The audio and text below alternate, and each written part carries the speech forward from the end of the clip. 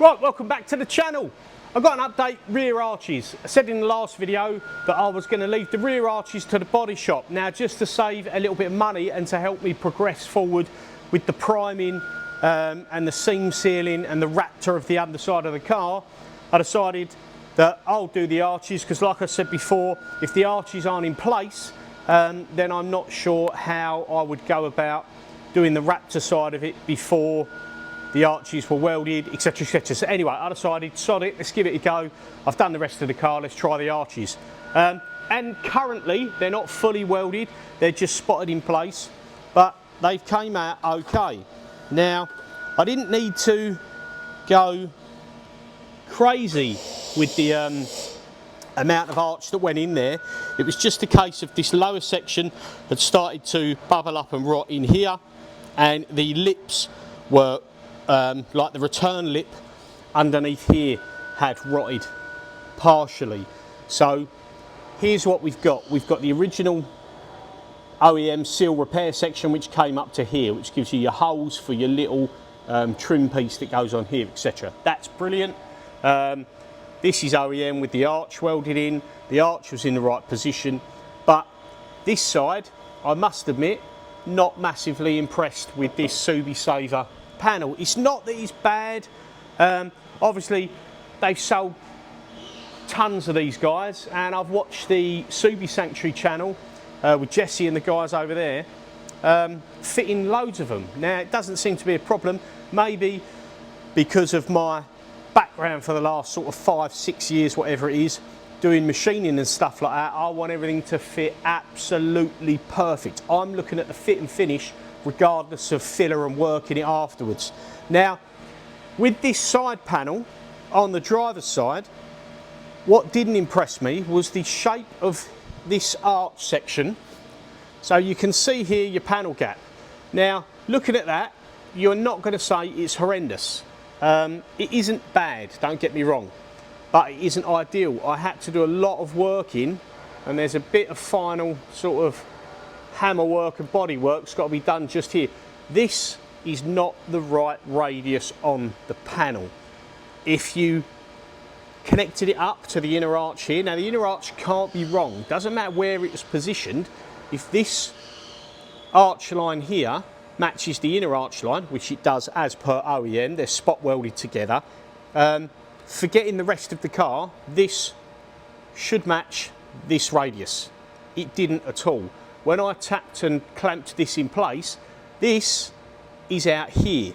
It's probably about 20 mil over, almost sort of half the width of this section here. So when you open the door and you let it loose, this wants to be over here somewhere. And all of this was up in the air. It's just massively wrong. I don't know why. Maybe it was it shouldn't be like a bad panel because it's stamped and pressed where it was. But we fettled it, and I had to leave myself a bit more of a gap for welding because I had to trim it and I had to lever it out, etc. But we're there. We can fill that, not a problem.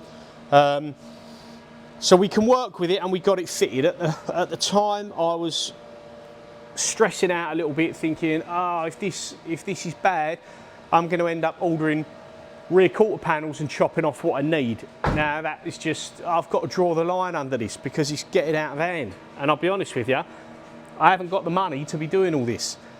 Said it a million times, it wasn't meant to be this sort of project. So buying 2 quarter panels at £500 plus VAT plus delivery per side, and all the work it entails to do that, would just be immense. And it would be sad to buy a quarter panel just to cut off a section, you know, because now I've done the inner arches. If I was buying quarter panels from day one, I'd have been better off chopping them off, doing the inner arch. Like, it's just chaos. Anyway, but we've got it to fit where I find it is acceptable. Now, you can see it's closer around here. Once it's painted, will I ever pay that much attention again? You don't look at it and go, oh my God, that's out of whack or anything like that. It's just not perfect.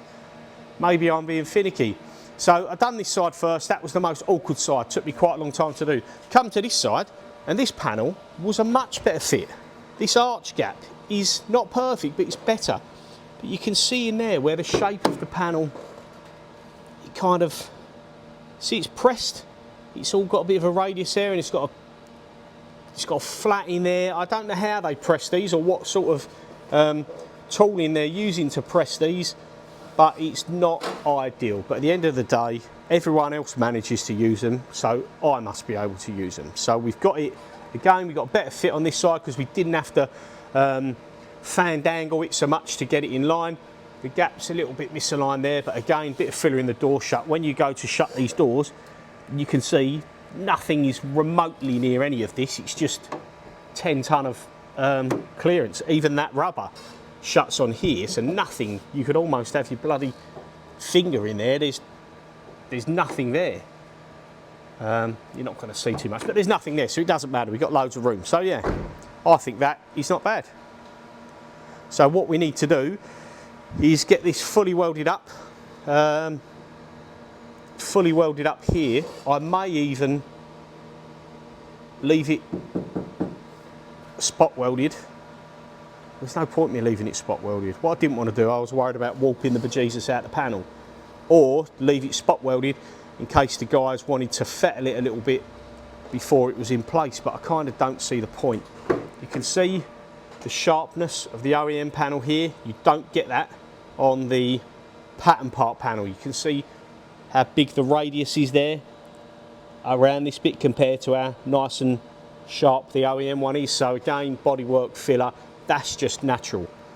I'm not a bodywork guy, so I don't know how normal it is and how much work you'd normally have to do to make some old pattern panel fit.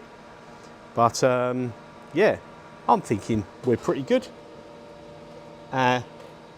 Inner arches, if you look in there, you probably can't see, but the seams all line up. The Subi Saver panel extends a little bit. It's slightly uneven, so you can see there it gets wider out here. That could do with trimming back a little bit, but it's there. So yeah, this one is a very short update about doing the arches. So I thought, why not give it a go? I'm having fun with the bodywork. We're not blowing too many holes in the panels, so let's go for it. And if you look inside, inside there, you'll see we're getting the penetration on the panel, because obviously you've got to grind this down. So once it's ground down, you don't want it ground down to the extent where the actual bit of panel wants to fall out. So you've got to have decent penetration to hold it in there. And okay, we've only put X amount of spots, but we haven't warped the bejesus out this panel. There's a million spots more you've got to do to get that fully welded. Then it's got to be ground down. But so far so good. The fact that it's in place there and is going to allow me to do what I want to do underneath, regardless of whether I finish this off, I don't see why I shouldn't finish it off, is going to be what I wanted. But also what I don't know what to do now, because of how finicky it was to get this in place. I couldn't seam seal between these two joints, between the inner arch and this outer lip, and then put it together. It's originally spot welded. I don't have a spot welder. There's not enough room there, I don't think, for me to start spot welding onto it. I didn't pre-drill the holes, so I may see if the body shop can borrow a spot welder to spot weld that together. And then obviously you'll run, I don't know, like a seam sealer, but you can't do it between the two. OEM had like a bit of foam. Let me show you the inner part of these arches.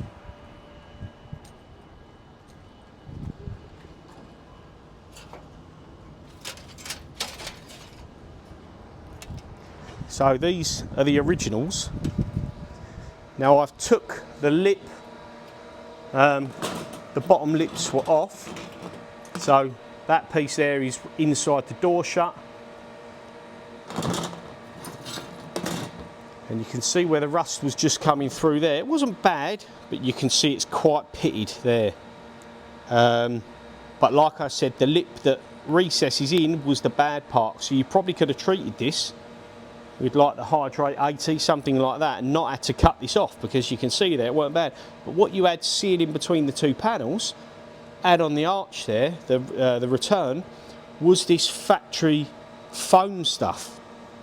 Obviously I can't do that, and I now somehow need to do some sort of seal between, you can't see, between the two skins there. So not sure what I'm going to do, but both arches are in place.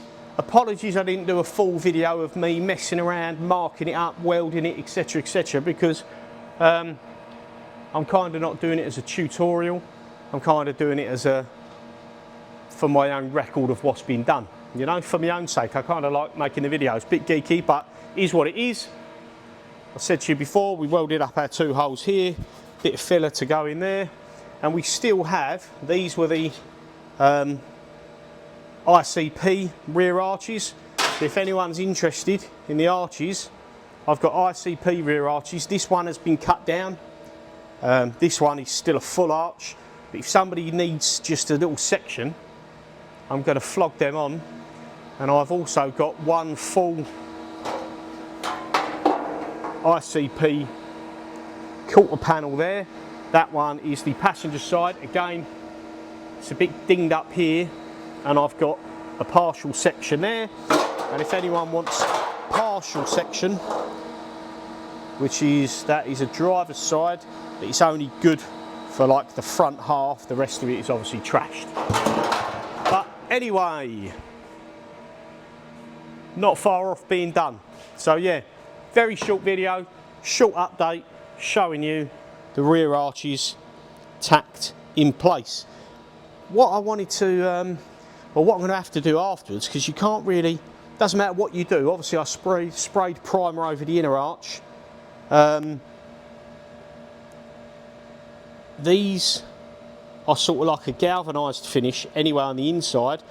I didn't spray them on the inside this time prior to welding them, because that zinc primer welded like crap, I'll be honest with you. So when we're done, I need to get in here, and I'm not sure where or how I'm going to do it as yet, but I'll get something down. We need to get oil sprayed as best as we can all behind there. When it's all done, painted, everything's finished, we need to get in there and spray oil everywhere, you know. Again, not sure how I'm going to do it. You can get into here from some of these holes, so I think that's what's going to happen. I'll get something in there and just spray all the oil and everything like that ready to go. So yeah, either way, it's not going to rot out whilst I own it, highly unlikely. And ready for when we prime the car and we're going to seam seal the underneath, I bought this. I bought Dynax seam sealer, easy brushing seam sealer. Don't know how easy it's going to be, but that's what I'm going to use. And then that was from OP Oils. I got that, OP Oils website. And then I bought a load of these little 1-inch brushes, because you'll do a bit of seam sealer and then you might get all gunked up and throw one away. So these were like 50p each, so I bought about 6 of them. So yeah, we're getting there. Short update. Thanks for watching. Please like and subscribe if you enjoy the content on the car or the machining. We have been machining, we've been doing a few bits and pieces.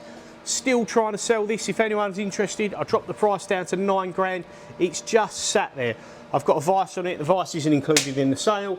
Some soft jaws. I was doing a job on this recently, so it is working. I've just had no real interest, so I dropped it down to 9 grand. If you're interested, give me a shout. It's a good machine. Don't understand, things just aren't shifting at the minute. This one is also for sale. 14 grand with the control upgrade. Renishaw tool probe, Renishaw tool probe, Renishaw workpiece probe, etc, etc. Obviously the paint is a bit bad, but this is a VF0E. Basically it's a VF2 without gearbox. Good machine. And then obviously this is the one that I mainly do my work on because it's bigger. And I've been doing these brackets today, Op1 and Op2 on these, and these are extended spoiler brackets for the Noble kit cars. So I've got a small batch of them to be done. This machine breaking for parts, possibly solder drive, waiting for payment on one of those. Still got a vector drive in there, boards in there, blah blah blah, anything else that you might be wanting off this one. And then we've been doing a bit of work on the lathe. Got a job on the go in here. Makes a change. We've got a few jobs come through the door. And we're currently doing op 1 on these tiny little thin stainless pieces here. So there's 2 bores in there we're doing for op 1, and then this has to go on a mandrel, and we have to turn the outside of these. So yeah, got our go no-go gauges, make sure everything's cushy. Little diddy horn boring bars in there for roughing and finishing, and away we go. Got jizzed on with coolant there. So yeah, please like and subscribe, and we'll see you again on the next one.